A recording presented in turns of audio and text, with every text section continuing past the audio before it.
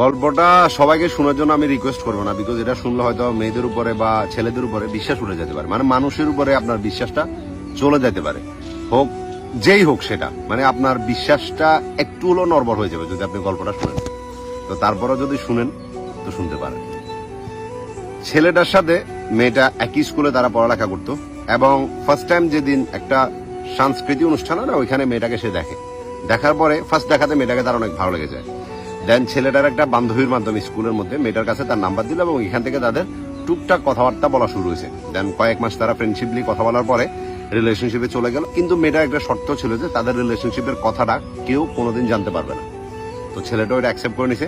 দেন তারা দেখা করতো লুকায় লুকায়, কথা বলতো লুকায় লুকায়, মানে সবকিছু একদম পারফেক্ট চলতেছিল। এরপরে যাই স্কুল লাইফ শেষ হলো, কলেজে তারা একই কলেজে দুজন ভর্তি হলো। মোটামুটি কলেজ ফাঁকি দিয়া একটা বান্ধবীদের গ্যাং বানানিছে, বন্ধুরা সবাই মিলে একসাথে। তো কলেজ ফাঁকি দিয়া নদীর পাড়ে ঘুরতে যাওয়া, মানে এত সুন্দর রোমান্টিক ভাবে রিলেশনশিপটা চলতেছিল যেটা অতুলনীয় ছিল, যার সাথে আপনি কোনো কিছু তুলনা দিতে পারবেন না। ঠিক আছে, এরপর আসলো করোনা। করোনার টাইমে মানে 1 বছর পর্যন্ত তাদের একে অপরের সাথে কোন রকম দেখা সাক্ষাৎ হয় না, বাট ফোনের মধ্যে কথাবার্তা হতো। 1 বছর পরে আবার দেখা সাক্ষাৎ হলো, একে অপরের সাথে কথাবার্তা বললো। তো সবকিছু একদম সুন্দর মতো চলতেছে, কোন রকম সমস্যা নাই, একে অপরকে প্রচুর পরিমাণ ভালোবাসতো। এরপরে ছেলেটা কি করলো, তার ফ্যামিলিতে মেয়েটার কথা সবাইকে বললো। বলার পরে সবাই একদম, যদিও প্রথমে বিষয়টা একটু নর্মালি নেয়, বাট পরে সবাই সুন্দর মতো মেনে নিছে যে দেখি আমরা কেমন মেয়ে। এরপরে যা ছেলেটা একদিন মেয়েটাকে তার বাড়িতে নিয়ে আসলো। বাড়িতে নিয়ে আসার পর একদম ছেলেটার পুরো পরিবার মেয়েটাকে অনেক পছন্দ করছে, এবং ছেলেটার যে দাদি ছিল সে নিজের হাতে মেয়েটাকে ভাত খাওয়াই দিতেছে। দুপুরবেলা নিয়ে আসছিল মেয়েটাকে, মানে কলেজ ফাঁকি দিয়ে। তো বুঝতে পারতেছেন যে মানে কতটা ডিপলি রিলেশনশিপ হলে পরিবারের মধ্যে সবাই ওই মেয়েটাকে পছন্দ করছে। ছেলেটার দিকে তাকায়, ভাবুন কতটা ভালোবাসলো। ঠিক আছে, এরপরে যাই মানে দিনকাল যাচ্ছে, তাদের পড়ালেখা সুন্দর মতো চলতেছিল। তো ছেলেটা বলতেছে যে যত মানে ওর সাথে সম্পর্কটা আমার ডিপ হইতেছে, যত আমরা একে অপরের কাছে আসতেছি, তত একটা ভয় মনের ভিতর বাড়তেছে যে যদি কখন ওরা আমি হারাই ফেলি।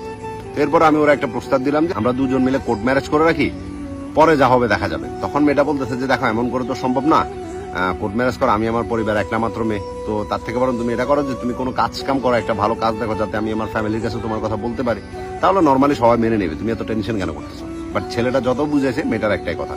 দেন ছেলেটা চিন্তা করলো যে সে বাইরের দেশে চলে যাবে।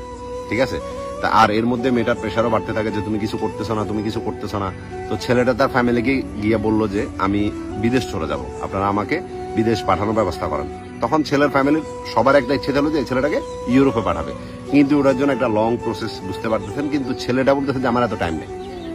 তো পরে মালয়েশিয়াতে তার জন্য স্টুডেন্ট ভিসা দেখলো, এবং সে ওইখানে মালয়েশিয়াতে চলে যাওয়ার জন্য সম্পূর্ণ প্রসেসিং রেডি করতেছে। এইচএসসি তে ভালো রেজাল্ট করার পরও ছেলেটার পড়ালেখা করে নাই, শুধু তাকে পাওয়ার জন্য সে মালয়েশিয়াতে চলে গেছে। যেদিন চলে যাবে, যেদিন তার ফ্লাইট হয়েছিল, ওই দিন পুরাটা দিন সে মেয়েটার সাথে সময় কাটাছে। এবং বুঝতে পারতেছেন, সে বলতেছে যে আমার পুরো পরিবারকে ছেড়ে যেতে আমার এত কষ্ট হয় না, যতটা কষ্ট আমার ওরে ছেড়ে যেতে হয়েছে। এতটা ভালোবাসছি, যতবারই ওর সাথে ও ব্যাপারে কথা বলে যে আমি চলে যাচ্ছি, আমার চোখ থেকে অঝরে পানি পড়তেছে এবং ও কান্না করতেছে।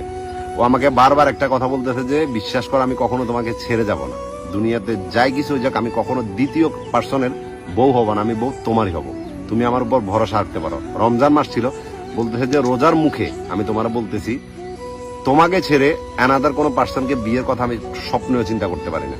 আমি তোমাকে ভালোবাসি, তোমারই আছি, তোমারই থাকবো, তুমি চিন্তা করিও না, নিজের লাইফটাকে সেটেল করো। দেন ছেলেটা বিদেশ গেল।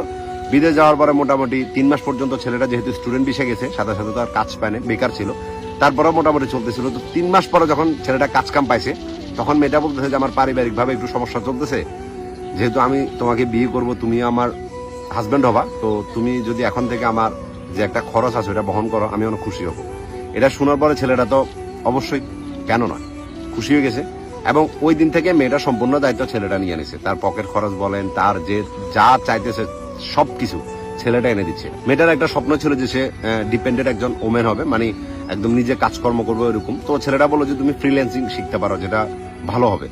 তো ফ্রিল্যান্সিং শেখার জন্য একটা কম্পিউটার তো অবশ্যই দরকার, মানে ল্যাপটপ। 80,000 টাকা দাম দিয়ে একটা ল্যাপটপ মেয়েটাকে ছেলেটা কিনে দিছে। এরপরে যে যাবতীয় যে খরচ পাতি, যে কোর্স, সম্পূর্ণ সবকিছু মেয়েটাকে করে দিছে। সবকিছু ঠিক চলতেছিল, এবং বারবার ছেলেটা শুধু একটা কথা বলতে যে এখন তো সবকিছু ঠিক আছে, এখন তুমি তোমার ফ্যামিলিতে আমার কথা বলতে পারো। মেয়েটা বলতো যে না, এখন না, টাইম হোক, আমি বলবো, তুমি টেনশন করিও না। ঠিক আছে, এরপরে যাই একদিন হঠাৎ করে মেয়েটাকে একটা ছেলে দেখতে আসে। যদিও দেখতে আসছে, ওইখানে সবকিছু পছন্দ হয় না, এরপরে মানা করে দিছে। বাট তখন থেকে ছেলেটার ভয়টা আরো বেড়ে গেছে যে তুমি এখন তো বলে দাও কখন আর বলবা? তখন মেয়েটা বলতেছে যে আরে এখন তো দেখতে আসছো, ওর সাথে কি আমার বিয়ে হইতেছে, তুমি চিন্তা কেন করতেছো? আমি বলবো আমার সময় সুযোগ করে, তুমি চিন্তা করিও না। এভাবে কয়েকদিন যাইতে যাইতে যখন পাত্র দেখা একটা যাচ্ছে একটা আসতেছে, একটা যাচ্ছে একটা আসতেছে, এরকম হইতেছিল। একদিন হঠাৎ করে একটা পরিবার আসে যেখানে ছেলের মায়ের মেয়েটাকে অনেক পছন্দ হয়ে যায়, এবং তার এক সপ্তাহ পরে ছেলে নিয়ে আবার আসবে মেয়েটাকে দেখার জন্য। এবং এইটা যখন ছেলেটা শুনছে, তার মাথার উপরে আসমান ভেঙে পড়ছে। সে বুঝতে পারতেছে না যে কি করবে। তখন মেয়েটাকে বলতেছে যে অ্যাটলিস্ট তুমি এখন তো তোমার পরিবারকে বলো, তুমি টেনশন কেন করতেছো? আমার তো সবকিছু ঠিক আছে, সবকিছু মেনে নেবে। আজকে 6 বছর তোমার সাথে আমার রিলেশনশিপ, আর কি চাও? তোমার জন্য কি করতাম? আর তখন মেয়েটা বলতেছে যে তুমি চিন্তা করিও না, যদি ওরকম কিছু হয়ে যায় তো আমি তোমার ফ্যামিলিতে চলে যাব, ঠিক আছে, তুমি টেনশন করিও না। তখন ছেলেটা তার বাবার সাথে কথা বললো সম্পূর্ণ বিষয়টা নিয়ে। ছেলেটার ফ্যামিলি যদিও সবাই রাজি, কিন্তু ছেলেটার যে বড় ভাই ছিল সে রাজি না, বিকজ বড় ভাইয়ের এখনো বিয়ে হয়নি। তারপরেও বড় ভাইকে যখন কান্নাকাটি করছে, বড় ভাইও রাজি হয়ে গেছে।